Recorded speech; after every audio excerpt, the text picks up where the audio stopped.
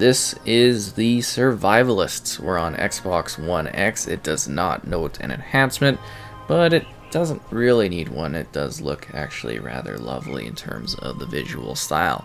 So if you're not familiar with what this is sort of a spin-off on the whole Escapists franchise. In that one, you're basically doing a day-to-day jail life and trying to escape. This has you crash onto this beach, and you're trying to, well, escape, but generally just, explore the terrain and see what the area has to offer. The game does have a number of dynamic systems and a focus on crafting play. So this is a game where you can play it entirely by yourself, or you can jump online and have 4 players together and, online. You can just look for a match, or you can invite your friends. It's kind of cool and kind of interestingly set up. So the gist of it, like with most crafting games, is you work towards getting a crafting bench, and then you craft away. So what's neat about this one is you're actually unlocking new things to craft, new tools, new weapons, and new items. So say we create the wooden rod here, we add in our thing, we grab our little multi-tool, and we build our item. You'll notice we've now got our wooden rod, but if we click cancel and we go to choose recipe, new things will appear that we'll be able to use in order to produce, new things, have new abilities. So like we got the bow, we got the spear, we got the wooden slat, we got new things that we can use. There's also a quick craft option if you're, just working around by yourself. This is kind of the starter selection of items, the quick things you might need when you're out and about, your hand axe, your multi-tool, which is basically a tool for everything, and so forth. There's also this more complex blueprints panel, and it follows the same sort of idea, except with it you're building useful items to make a sort of, I guess you could say, house or something like that. So we'll put this down here.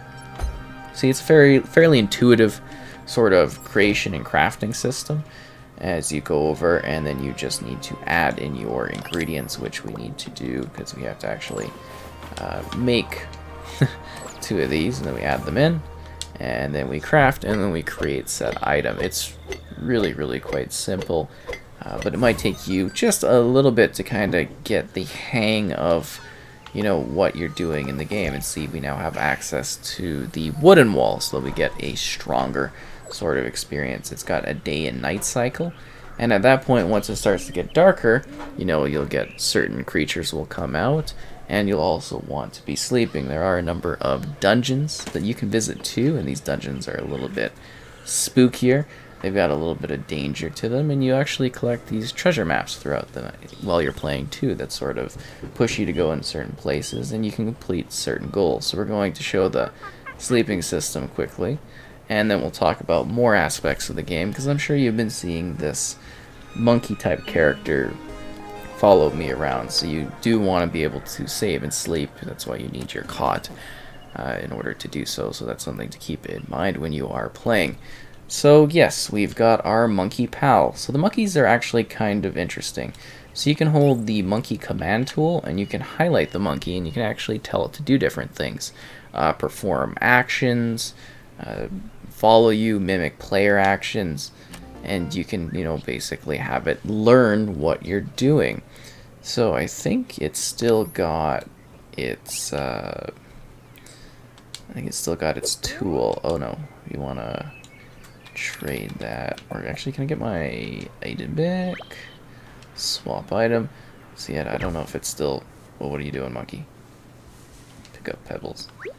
Anyways, so it should take the flimsy pickaxe. So I should be able to actually teach it to do things like mimicking the player actions, and then it'll actually kind of go and do those. I had it on auto thing, and then I told it to stop doing that. Mimic player action. Okay. And then you can see I've done this.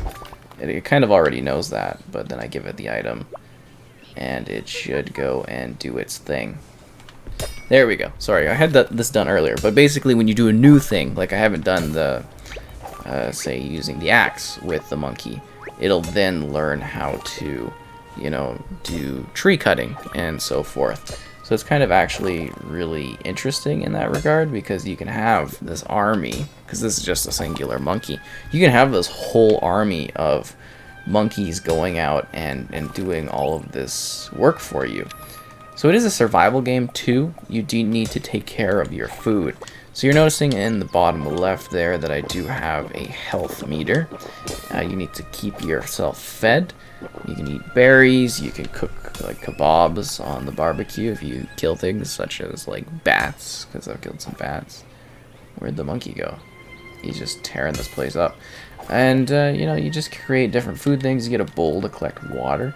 But yeah, you actually do have to watch out for that. And you've also got this energy meter on the far right there. So the energy meter will essentially only allow you to do so many like cuts and attacks on things before you're getting tired, noticing how that's going down as you're doing your actions here, which is kind of cool. So it's kind of a seamless, easygoing sort of inventory management and setup system. And if you're wondering why I'm kind of focusing on certain things, it's really to get across the idea of the, you know, the base mechanics and what you're doing in this game in order to survive, so you get an understanding of what this game provides and how you can enjoy it. You know, it's got those systems of your little monkey helpers, you can have people online, and there are settings too if you want to protect your area in case, you know, you're kind of worried about people joining into your world and causing problems. That's an option too, to adjust and handle that. There is customization for your character, lots of different options. Really, you know, all kinds of different things. You can change the colors dynamically too, which is really cool. But yeah, it's a game of, you know, exploration and dealing with things. There's traders, there's weird totems, there's different things you can discover throughout this landscape. And I think there's a lot of fun mystery and exploration to it. If you are a fan of, you know, the Escapists, this will feel right on brand with that series. Do I have my wooden stake with me? Yes, I've got my club. You should probably get a better club just in case. But anyways, it's right on brand with that series. If you had fun with the Escapists, I think this is actually a fairly, you know, successful sort of like spin-off from that series, doing something that feels really quite fresh and new, but also, again, being quite on brand as you explore and generally try to survive as well and as long as you can. But there's also that sense of escape, I guess you could say, if you get to that certain point. But you get the gist of what the experience has to offer, which is quite a bit. You know, it's a fun little weird different sort of game. I really like the visual aesthetic. So yeah, I enjoyed in the Escapists too that it really was sort of an evolution over the original game's sort of, I guess you could say, you know, design and visual style. And this one seems to push that a little bit further. And it's just got like such a nice little look to it, because it's certainly a little bit minimalistic in terms of, you know, like what the world is like. But then there's also all these little details like the swaying grass, the characters' like hair movements and body movements. They're just nice little touches that kind of add to the experience and change things up a little bit further, which is really quite cool.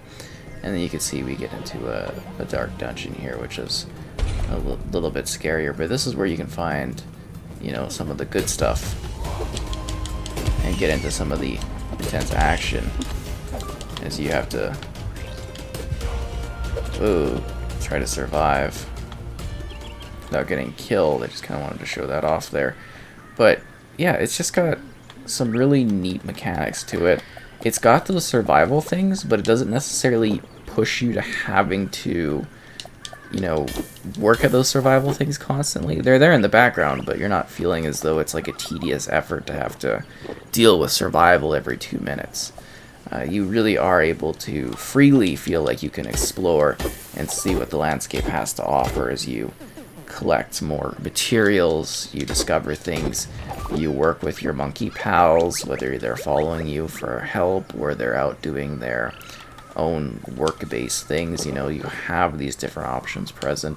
You have that sense of exploration. You have all this freedom as you're, you know, discovering these different abilities unlocking new blueprints, finding new ways to craft, and therefore explore and unlock new things along the way, which I think is really quite cool. Oh, hello there, monkey. Yeah, and then you can gain their trust if you bring them certain things, which I don't think I can actually make that without a workbench, so I'd have to go back to my base of operations in order to do that, to get that monkey satisfied with its life. But yeah, it's just got quite a bit of content to it. I think you could spend many hours playing this, whether you want to do that by yourself or if you would prefer to get other players online to join you. It just gives a lot of freedom for how you want to do it, how you want to engage with the action, and of course many things that you can unlock along the way in order to improve your character and, you know, do better. Hey monkey, how you doing? He is still just trucking along, breaking every single rock in the territory. Good on him. But yeah, as you can see, that monkey absolutely went to town on the resources around here. And that's just really a basic example of what you can do when you have these monkeys kind of going at it. And there are so many more monkeys you can get. You could just have a pile of them, and you'll just have them like unleashing on like the forest and the terrain and the environments around you. And I think it's fairly easy to, you know, control and guide and tell your monkeys what to do as you want to explore and try to survive further within this. I think they did a pretty good job on this game. I think it's pretty well done. I think it's fairly engaging, and it's something that, you know, a niche audience that I know likes the Escapists will really find a little bit of joy here. But if you also are into the whole survival genre, I think it fits into that quite nicely as well, which is great. So yeah, that is the Survivalists. I think there are some packs that give you special things like customization, because you can customize your monkeys too. And yeah, I hope you enjoyed this look at the experience. And it's just kind of a fun survival game, a little bit quirky, a little bit weird, but right on brand with the rest of the series.